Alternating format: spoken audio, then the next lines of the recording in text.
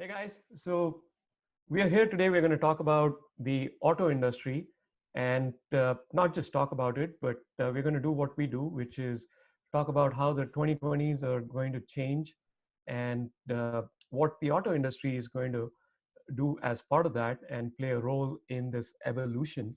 And we have with us Ravi Kondagunta, who is an industry expert. Ravi, great to have you. Nice to have you too. Thank you very much. So we're going to kick this off. We don't really have a whole lot of structure, but we thought we might start with uh, the manufacturing side of things, right? So we could Yep.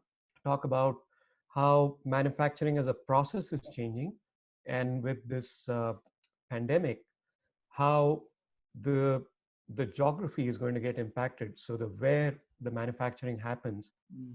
and uh, and then we can talk about what is being manufactured, right? What is going into the cars, the features, and what are the expectations.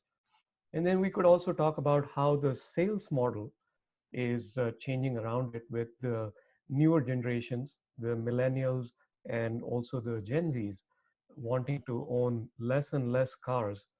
How are the traditional models and I know you have personally done a whole lot of work in that space with the next evolution of the distribution and the dealerships. So how does that sound like a mandate? Perfect. But Absolutely. Awesome. That's no, I awesome. So think I'm done Nitin with did a my great talking. You job guys take it bringing away us now. in. Yeah, there you go, getting us started. And I think Ravi is sort of the perfect person to have this conversation with, because I know Ravi has had a very distinguished careers with Ford and with Hyundai, and last I think a bunch of years you've been doing consulting and sort of advising these companies on how they can pursue their growth strategies, both in United States as well as abroad.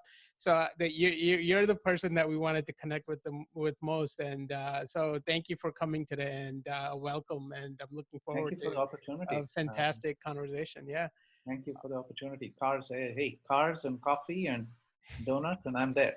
there you go. Awesome. Virtual donuts this time, but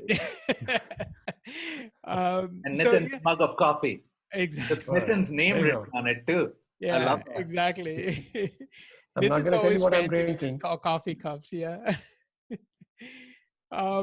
So with the manufacturing processes, I know a lot has sort of happened in the last, let's say, 20 years, 20 to 30 years.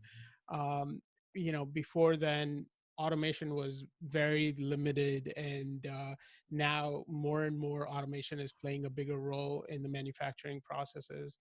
And especially now, a lot of the factories that are in the developed world, so in United States and Europe, are highly automated. So I'd love to sort of get your thoughts on what you think that process looks like and how it's evolved over the last 20, 30 years, and where you think it's going into the future.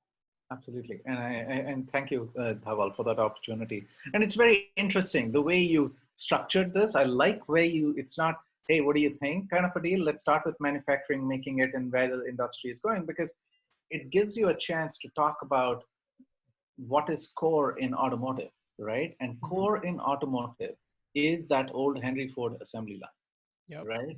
You start, you think about it, you put you stamp a frame, you stamp a body, and you figure out how to chain it and bring it onto the line, and then you merge it and you kind of assemble it. Okay. One of Mhm. the best things I did, I spent 15 years at Ford, right? And one of the most fun jobs I had was the leader of, I was the director of export emerging markets for, I was for about 4 years. Yep. And that was following about 10 years of advanced R&D program management work that I did. So I came from a deep structural crashworthiness background, having worked on the Explorer, the Windstar, and stuff like that.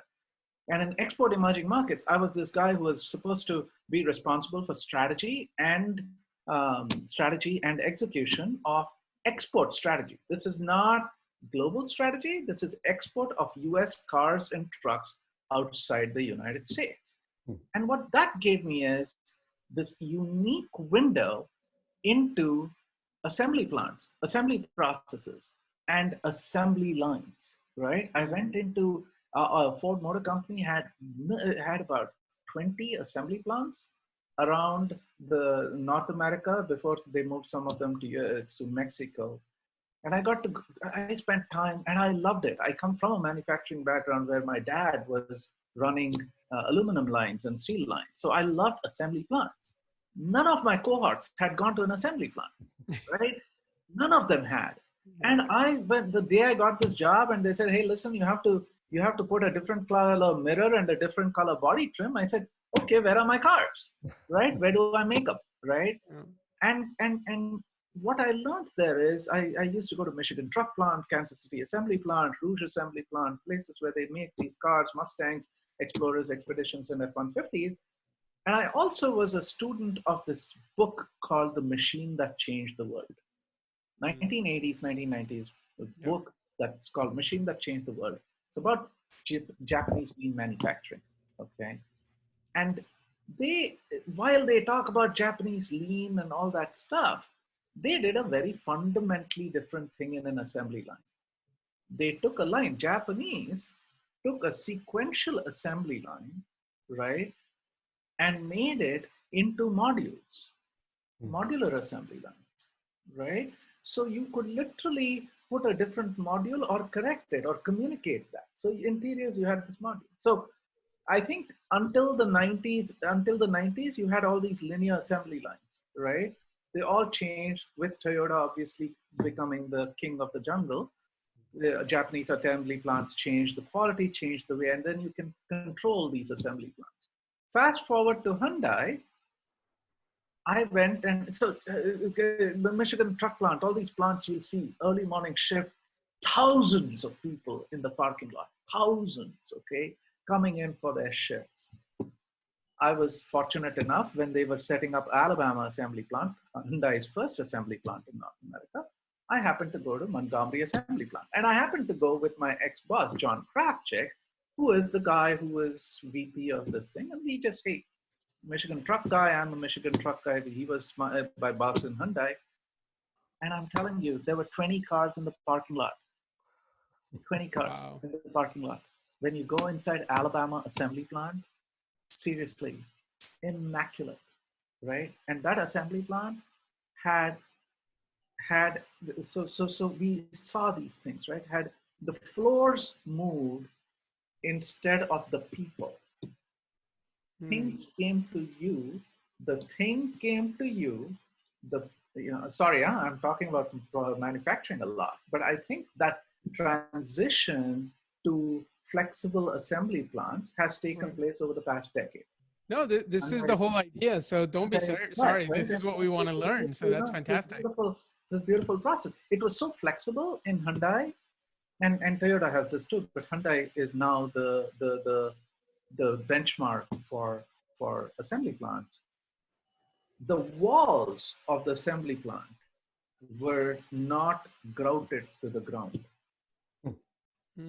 Okay, the walls. This is massive assembly plants. Huh? I mean, this is like a bunch of football fields just to put a stamping plant, right?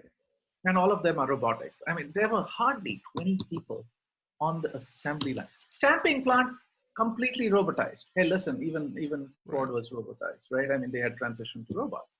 But on the assembly line, you need people to bring a drill and wink, wink, put these things in there, right? Yeah. Put the wrong mirror on a car. But it was not.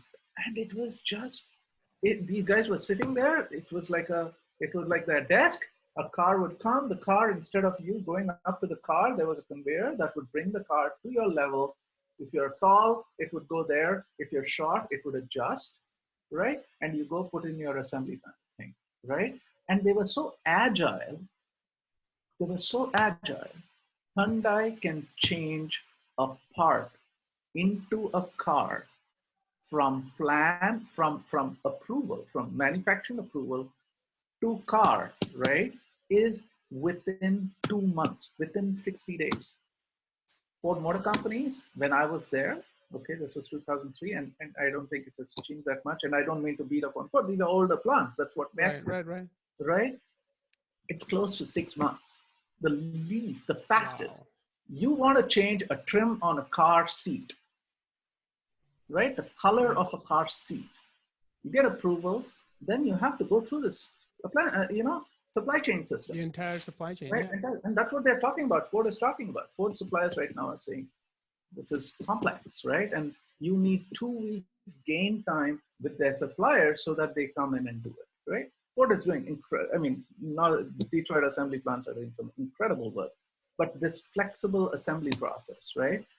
Going forward, the question in this, after this long 10-minute conversation, which you can edit out, is um, is it flexible assembly for scale? Or if you're going to assemble a computer, is it a Dell assembly line that you have to see? Right. Okay? Yeah. Are you going to start looking at a Dell assembly line and that company out of Taiwan that does Apple iPhones, contract manufacturing? Mhm. Foxconn. Automotive companies, brands pride themselves on assembly plants. Mhm. Model 3, Elon Musk wanted to be drunk and sit on his roof saying, I can run this plant, right? Right. Right? I don't think he So was drunk. He he was was, high. he was on something else high though. Hey, he was guaranteed high. Look at the video. He claims it himself. I don't So think he needs anything to be that high, but just had a tent and he was beating up on people. Panasonic didn't like it that much. He was right. under the influence. Yeah. Hey, Elon Musk, man. Hey, whatever. Works for him. Twitter, number of hits, number of bookings. But I think contract manufacturing is going to be the big change here. So long Right. story short, I think one of the things COVID will force us into is looking at contract assembly plants, which are much more localized instead of brands owning it. Because now you have these huge costs, man. Changing the manufacturing Right. line, you will see this, right? And if you don't have a car that works, you have to push metal through the freaking line just to push it. And I did So say, Ravi, are yeah, you saying that a Hyundai might end up manufacturing Ford vehicles? you might, absolutely. Why not? That's what actually, before he died, this guy is a huge proponent of it. The guy, Carlos Ghosn, who's sitting in Lebanon right now, Mm-hmm. right? Hmm. Yeah. He's a huge proponent of it. Fiat Chrysler's Right. CEO who died, what's his name? Sergio Marcioni, Mm-hmm. Yeah. went around because they have capacity, right? They have capacity. Things look the same. They're not two box. It's this big. You can have computers that adjust the length, adjust the width, adjust the height, adjust the colors. And now suddenly I think you can become contract manufacturing. Right. I think it's going there. Yeah, and I think it's even beyond that. I know funny you mentioned Tesla, that they're trying to in-house a lot of these things, but a lot of the OEMs, the parts are made by tons of outside suppliers. So if we take something as simple as a seat in a car, Mhm. right? That seat is made by bunch of Yeah, other yeah, yeah, yeah. manufacturers, and Right. those manufacturers are probably building seats for a lot of different OEMs. Mm-hmm. And they're sourcing the fabric, they're sourcing the springs and the foam and everything that goes inside a seat. So yeah, I mean, there's this gigantic tail of suppliers for each little part that goes in, and now you're trying to squeeze out scale from each one of those suppliers, right? Cost, scale. I mean, Cost, right? pennies Exactly. matter. Now, you remember Ford assembly plant. You have to. I don't know how many of you went to Michigan. Have you been to Michigan? If you I've have, been to Michigan, but not a Ford plant. no, actually, they do the tour right now. The F-150 plant is called the Rouge Tour, right? Oh wow, yeah. They come after 2003. They actually make a tour of it. So, Hmm. Maybe we should take this in party over there once things open up. Yeah, exactly. in 94, when in the early 90s, when I was going there, I happened to do this. It's complex. It's very, very complex. And it's no longer. So Ford Rouge assembly plant was the place where they started making the first Model Ts and stuff like that, right? Mhm. It's a Yep. hybrid of that, okay? So Ford was steel to wheel, what it was called, right? Steel to roll, everything, they owned it, right? Hmm. They owned the vertical part of the supply chain. And over the past century, they have gone and are into nothing but assembly, Right. right? Tesla right now is with Panasonic. He's just doing it himself. But Mhm. when cost comes into play, this once you are a mass, Tesla is still at 200,000 or 300,000 vehicles, right? When Hmm. you come come into the millions or the millions, your efficiency, demand for efficiency changes. So I think one of the things that's going to happen in the next decade are companies like Magna, companies like Lear, these big companies Yeah. will start getting into the into the manufacturing plant process, right? And they'll become, hey, you go sell it to this contractor, he'll make it, and boom, out comes the car, Yeah. right? Yeah. So that's my take on it. Long answer to a good No, question. I think that that's really interesting, and I like the concept of automation where you're sort of speeding up this entire thing, but taking that to the next step. Now the question is, how do we sell those cars? And if Oh, we can, Dhaval, before I yeah, have a, in terms of, the manufacturing itself. So we talked yeah, about the absolutely. process, we talked about the automation. What happens in this post-COVID world? Do you Oh, yeah. think manufacturing will start shifting from, wherever it is right now to, be more local? And as this consolidation happens that you talked about, where, these manufacturers are coming together and outsourcing big pieces to each other, Yeah. how does that impact the global manufacturing geography? So right now, China is the big manufacturer, right? China makes it, where you can make it cheap, right? And India is coming on board very quickly. India is getting a lot of manufacturing capacity, Mhm. right?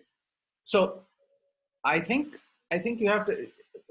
The question is, with COVID, will you bring stuff back from China to U.S. and Mexico? I think is for the U.S. market at least. So let's keep India aside and stuff like that. India is a completely different story.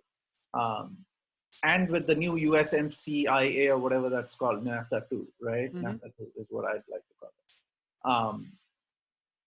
NAFTA, US, whatever, NAFTA 2 requires a particular amount of made in America content. Right. They're using Mexico as assembly plant locations. Mhm. Yep. Okay. That little I understand. I'm not a lawyer, okay? But that's how I understand it. Will it come back to America? Will manufacturing come back large scale to America? Actually, a lot of imports are making them here.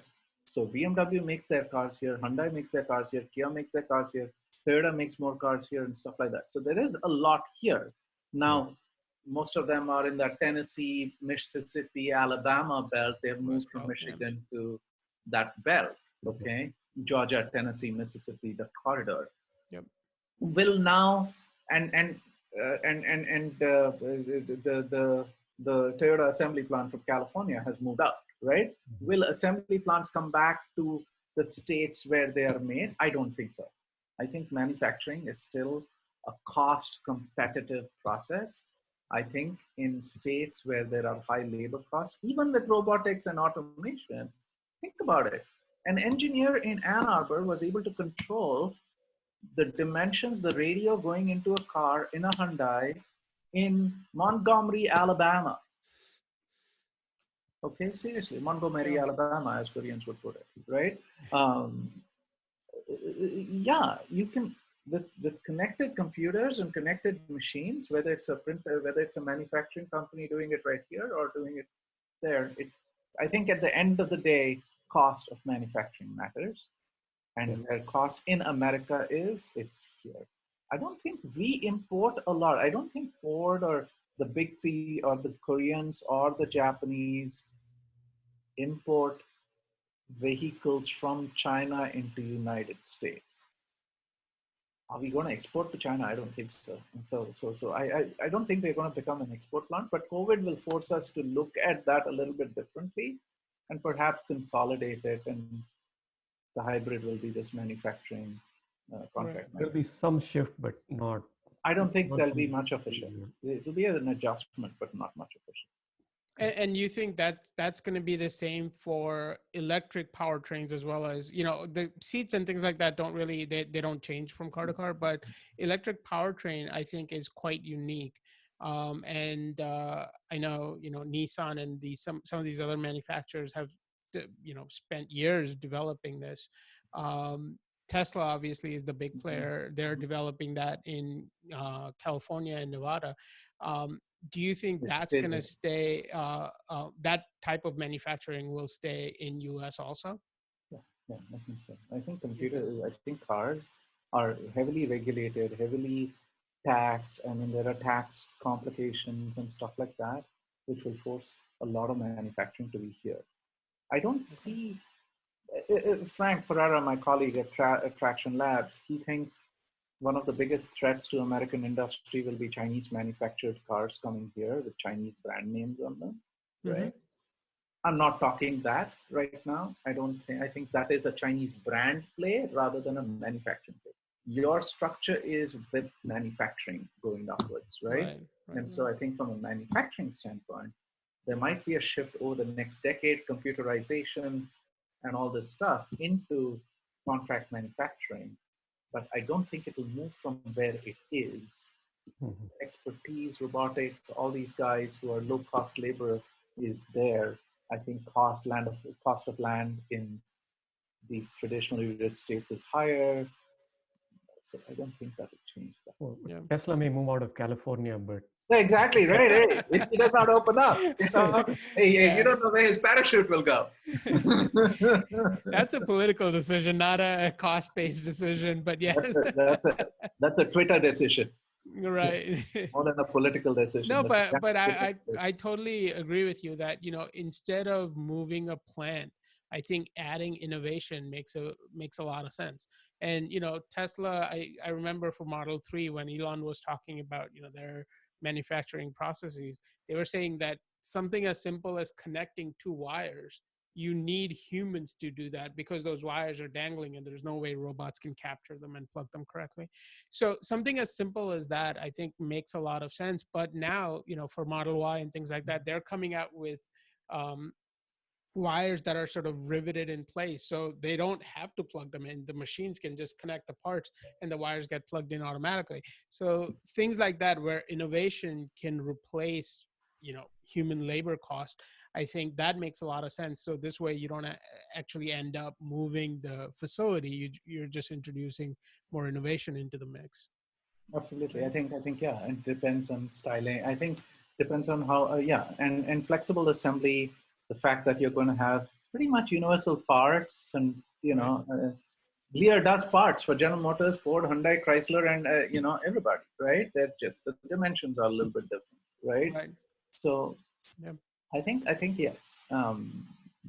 Tesla, I want to keep Tesla out of the mix a It's a little bit. different beast, right? Not because no, because it's not right. I mean, I think he's the biggest Ponzi scheme, which is a good Ponzi scheme. Listen, Ponzi's are good. Okay, it helps. But my personal opinion, more than this is the same conversation I had with my Ford colleagues when I came to Hyundai, and our net production per year was about 450,000 units.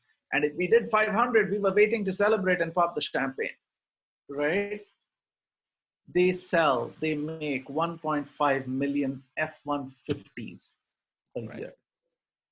Okay, so when you come to 6 million a year and talk Right. about it, is Yeah, what do I you think think? Tesla's goal for 2020 is making 500,000 units, Exactly. and then maybe grow to closer to 1 million in the next 2 years or something to that effect. Yeah, his millionaire. Yeah, exactly. It's like, yeah. So it's different ballgame. It's completely different. Complexities Yeah. are different. It is the requirements are. I mean, scale and in hardware, life is different. I mean, Yeah. Nitin used to be in the map industry, right? If he created a map, it takes automotive companies 5 years from the time he releases an Esri map to it being in a car. I was in connected car, okay, in Yep. Hyundai, and that just seemed bizarro land for me, right? I had 4 generation old maps, and every car had to spend $4,000 with a new disc on it, right?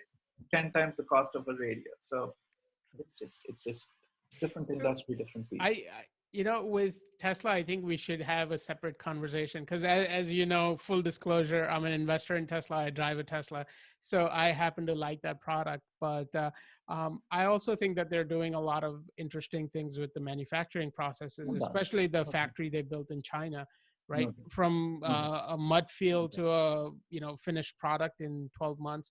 I I'm think not that sure. I'm not sure I fully agree with that, but that's fully believe the statistic. But that's yes. Tesla is right. a So very I'll different. play a I think referee you need in to this put in this Tesla boxing Karma. match.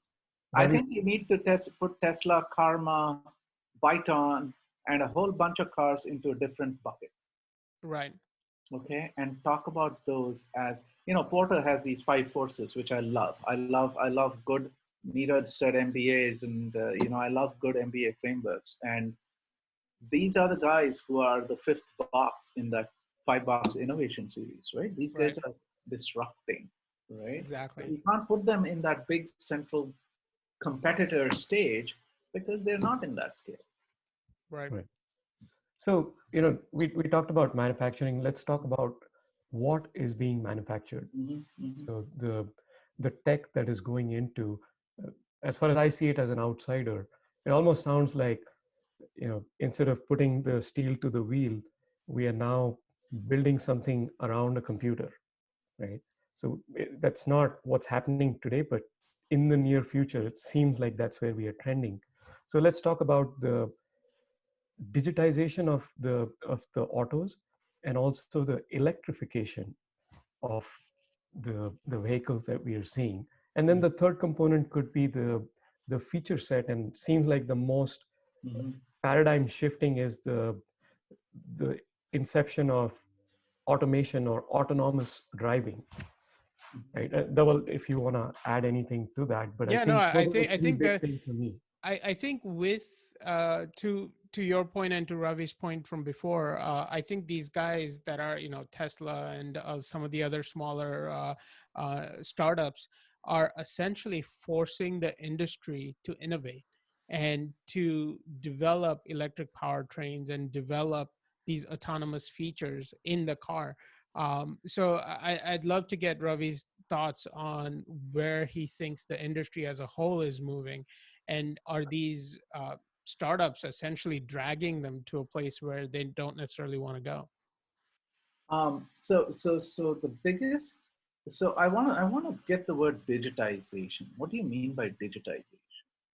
So as you think of, at least in my head, I'm thinking of the software that is, the car is no longer just a mechanical device, right? There is a lot of software that is doing things, that is pushing things, that is optimizing things. So to me, I would club that under, I could call it software, I could call it digitizing it, right? Because In it's in not a mechanical device, it's now, you know, bits and zeros and ones. in this thing in automotive terms, that's called computerization. Mm-hmm. I'm Exactly. the lame outsider. So. No, so I just wanted to make sure because digitization is to me a different topic that we need to. I deliberately asked that question, okay, because digitization to me is that experience that you're offering to a customer with a wheel on it, for transportation. Okay, that is where you break down the connectivity, the information, and give the guy an experience. Automotive industry is going through what I think before COVID is this whole transition to mobility, right? Mhm, Mm, To me, mobility is the transition from an ownership experience, mhm, ownership of a car, mhm. to experiencing a journey. Right, right. Okay, right. but the auto industry folks, and that's we'll come to the excuse me, we'll come to that term mobility, that part of mobility later. But I think in the what you're talking about is this term called ACEs, right? Over the past 6 months, mobility, which was this everybody would call electric cars mobile, all they would put different things into a basket until some CEO came in and said, hey, listen, we're going to call it ACES, autonomous, computerized, electrification and sharing. So they put Mm-hmm. it in these buckets. I do it separately. Yeah? They are putting at it from a technology standpoint, and I think software is the number one change in the past decade. Listen, the automotive industry 2010 compared to a car coming out in 2020 has 2 million times the number of lines of code that was there in a car released in 2010, which was connected and had telematics on and had Right. an infotainment platform on it. 2 million X. The only reason why everybody in Silicon Valley is getting money is not because of all the autonomous, in my, the meat and potatoes of it is people. The reason why auto industries are in Silicon Valley right now is because they need software developers who can write lines of code that can create an analog powertrain into a digital powertrain, Yeah. right? That can put programming instead of old fashioned pre-DOS VX based software or VT based software.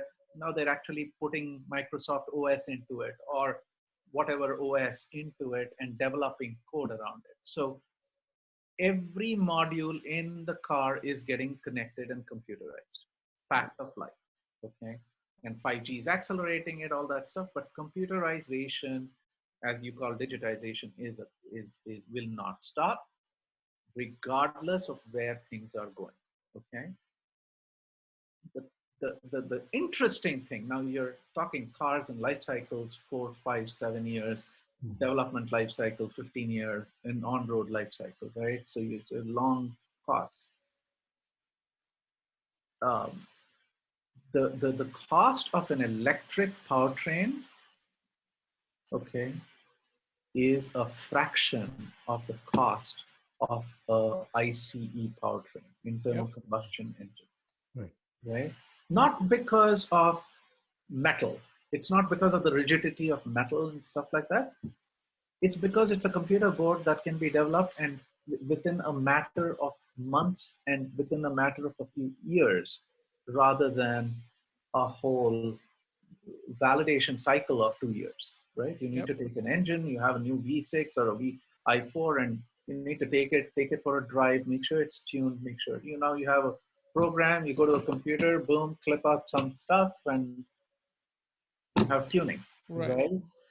I think that is a paradigm shift in the industry, right? Well, an electric, why were they looking at an F-150? One of the biggest, one of the things that they were playing around before COVID hit with Ford was they were taking this Rivian. They made a big investment in Rivian, Mhm. Mm-hmm. which is an electric vehicle manufacturing company, Yeah.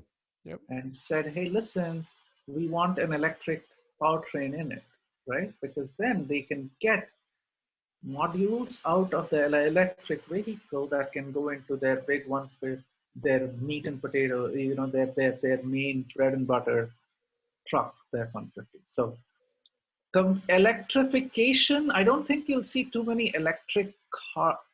It'll be there. Don't get me wrong. I'm not an electric car Luddite. I think electric car with gas prices might take a little bit of a glitch out here. Will Taycan come out and launch their car? Will there be all these cars which will have a compulsory electric powertrain? Might not be. I think they might look at it and postpone it, right? But it might come. It will come. Yeah. The world is going electric, right? Yeah.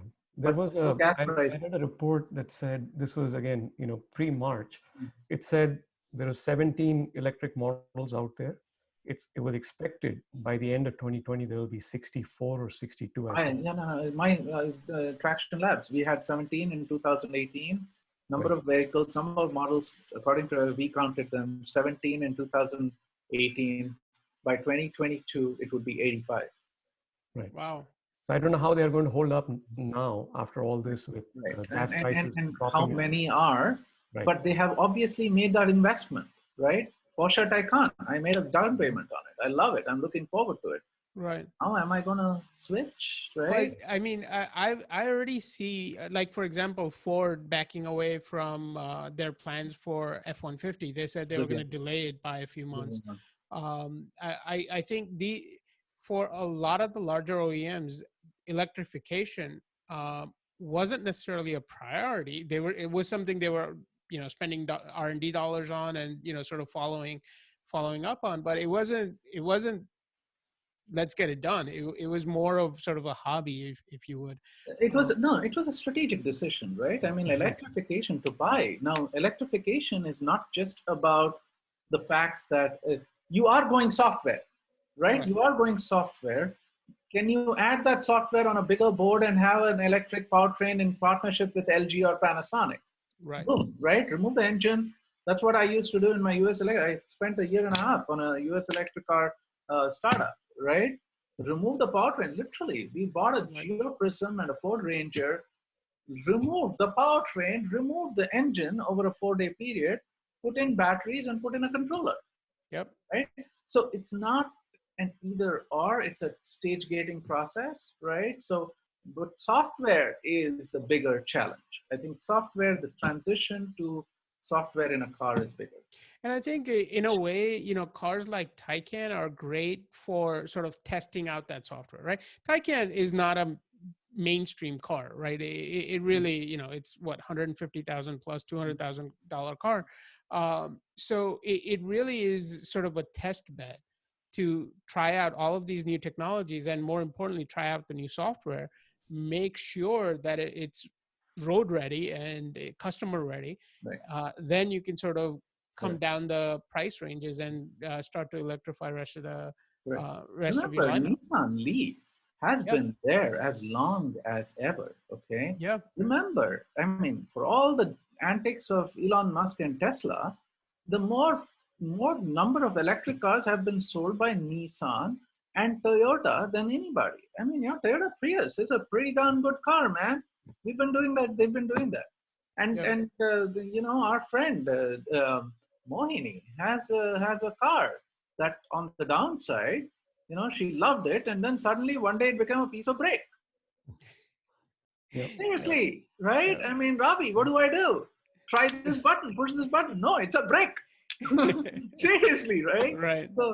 So there are risks involved at scale, right? Mhm. So, but once you're down that software path, I think electrification, the battery, whether it's going to be a battery, gas prices over the next 10 years, I think with this whole Saudi Arabia thing, I think again, in the mainstream car lines, I think it'll be less, transition will be less, but there'll be partnerships. There'll be this, I wouldn't be surprised if people partner with Google or something like that and have their electric line as a separate line. So on Experiment the and not hurt the mainstream brand, right? Because if Right. one F-150 breaks down, remember, Right. Yep. F-150, they were dragging a boxcar, right? A train boxcar, right? Yeah. Just to show that, right? Right. But if one breaks down, Chevy will come up with a freaking ad right next day saying, hey, listen, Yep. Ford tried it out. Ford's, I love the idea of Ford investing in aluminum for the F-150 to transition it so that they can save on weight and save on miles per gallon, Mhm. right? But none of it, people hated that.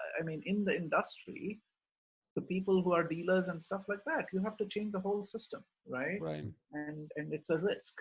It's And going to be a gradual movement towards bringing some sort of electrification. It's not going to be, maybe it's a hybrid. hybrids And kind of a deal. I then, think. once you've proven and tested, so it's the Prius approach to it and not the Leaf approach to it. Right. Mark, I think Ford Mustang. Ford has done a very interesting job. I like Ford not because I used to work. I think they try. Okay, they really are very, very sharp.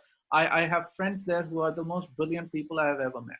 Okay, tremendously sharp, and I happen to know the president right now. So Kumar Galhotra, very sharp guy. I think the Mach E is going to be a very, very interesting experiment. Yeah, and the numbers are showing that, right? I mean, I saw the people who had to put a down payment on that. That was, I forget the numbers, but mind blowing. Yeah, so that was exactly right. LA Auto Show. If you bookend the LA Auto Show, Right. it started with the Mach E, okay, and then it is Tesla, right? Mach E, everybody got into that display and said, oh, this looks like a model, whatever that the Model X, right? Oh, this compares with the Model X. Mustang, man, come on, it's a Mach E, right? But they themselves wanted to stand up to that. But internally at Ford, they did the booking system, right? And they demanded not $1,000 that Elon demanded, or $5,000 that Elon demanded. These guys demanded like 500, or I think they demanded 1,000. Elon demanded 5,000 or whatever it is, right? And Right. much to their surprise, through their dealerships itself, they have enough orders to make it a profitable, make it a viable, financially viable model of that. Right. Yeah. And so Kind of the crowdfunding Kickstarter model to see what kind of interest is there before they go ahead and make that investment and build it out. actually, Yeah. Nathan, you brought that point. I think one of the biggest changes that if the automotive industry is able to adopt is a transition, and I have been working a lot on this. This has been one of my focus. I'm trying to get people. They do this. It's called the booking system, right? In India, you have a booking system. In Right. India, you're not pushing a car. The value of a car stays pretty high just because you use a booking system, because there is your demand is higher than your supply, right? In America, minute you see demand, they create plants that crunch out 80 cars a unit so that you create supply, right? Right. But if you change that paradigm, Tesla is running because it is a booking system. Yeah. Okay, because he can say, hey, listen, I have so many cars, demand, right? They paid 10% for it, get a loan for the next 90%, and he's running a machine, right? Not on his dime, but on somebody else's sales job, on his sales job, right? Mark E, if it teaches Ford, this is the most important thing I think is going to happen in the automotive industry, the booking system, the transition to a booking system. If that works, I think it's going to be absolutely brilliant for the automotive industry. You're not going to look at 18 million SAR anymore. You're going to look at SAR, the seasonally average numbers, sales numbers um, at booking rates, and that will make the industry profitable. Do I you, think that will be, yeah.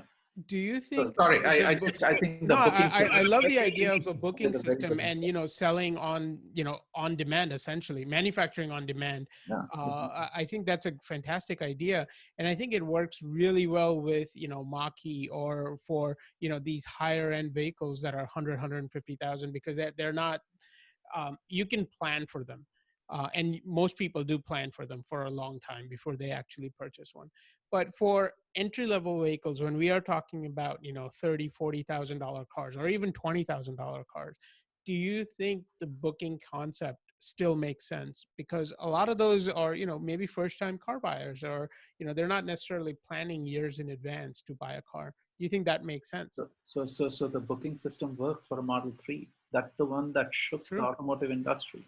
Yep. Remember, automotive industry said, Model S, $75,000. Yeah, big deal, right? Taycan will go compete against it, right? The automotive industry was shaken to the roots in 2016, and the Model 3 bookings Yep. took in 250,000 units. And this guy said, I'll make them at $30,000, $35,000, 35,000. Yeah. right? And And I that, think, I think, is Ravi, going to be, it also, sorry, Nathan, I'll just no, finish go that ahead. process. Just give me Please, half a second. I think it'll work across the board. It'll actually push people to force them to do good product and offer good technology so that you will put in an $18,000 for an $18,000 car. Now suddenly Right. you will see what people are willing to actually pay to buy a car, put money down, right? So Right. sorry, Nathan, I didn't mean to interrupt. But No, I was just going to, I had a bit of a blip here, so I thought you were not speaking anymore. right. But I want to get your perspective on, going back to what Dhawal was asking. When you go to the sub 30,000, the 20,000, maybe the 15,000 cars, it seems like a lot of the manufacturers are moving to focus on what is more profitable for them, right? Like Ford is getting out of the sedans, and some others are saying we're not going to manufacture these kinds of vehicles anymore. So I think each of these spaces are going to become such that the booking model may start making sense, Mhm. irrespective of the dollar amount that's attached to it. Yeah. What's your perspective I on that? think so. I think irrespective of the dollar amount, it depends on the type of a car that you want. And a booking, what is a booking? A booking is an advance purchase on something that you really want, right? And by the way, that booking system in a very different model was called the dealership, Right. Right. right? It's called the dealership. It's still called the dealership, okay? It's still called the dealership, right? And the dealers put in that booking, okay, which is financed by another finance arm. And that's a whole value chain. The reason why this booking system that I'm talking about from like a marquee system then tells you what the demand of a car is based on the design of the car, based on the positioning of the car, and your brand. At the end of the day, it's a brand, right? Apple phones, most of it, except when you go to a store and it's in production, for the first 6 months, it's a booking system. Yep. Okay, and then you'll come into it. I think it will. I think it's a interesting. Hey So guys, I have a that's 5 minute actually a break. really interesting point, because if if let's say for Tesla, I go to Tesla's website, I just make a booking, and after a certain amount of time, the driver will literally come to my house and drop it off, hand me the keys. Um, Now with Ford and all of the OEMs, you have to go to a dealer. You Mhm. can't just go to Ford.com and make book yourself a new F-150. Apparently, it's changed right now. Now they have, and the dealer will be able to get it over the past 1 month because of COVID. They're Right. allowing an online booking. But Okay, if I but understand still, a dealer correctly, is involved in it. yeah, Absolutely. if I understand correctly, you're still going through your local dealer. Your Yes. local dealer is still Yes. taking a piece of that Correct. profit Correct. from the car. So I'm wondering if that model still makes sense. And I know there are a lot of rules and regulations and laws that control this whole supply chain and this whole value chain. But do you see a world where we don't have dealers and the cars are sold directly to consumers Next 2 decades. across the board? Unless there are. That's a good question, Dhawal. The franchise model is a legal model. Right. Okay, that's how cars are done now. Going for, will the franchise laws be changed? Will the OEMs understand the value of a booking system to change and the fact that dealerships are going to teeter pretty soon, a lot of them are, and change from a display on the ground model to display from an OEM model, Right. right? Will that change? I think it'll take a decade or 2 or 3, but I think we are slowly going there. I But think, Ravi, I know we're running short on time. I think this is a conversation that's going to take a whole other episode. So why don't we absolutely. do this? Why don't we cut it short today? And why don't we have you back at some point very soon and continue this conversation? Because I think there are a lot more topics that I want to talk to you about.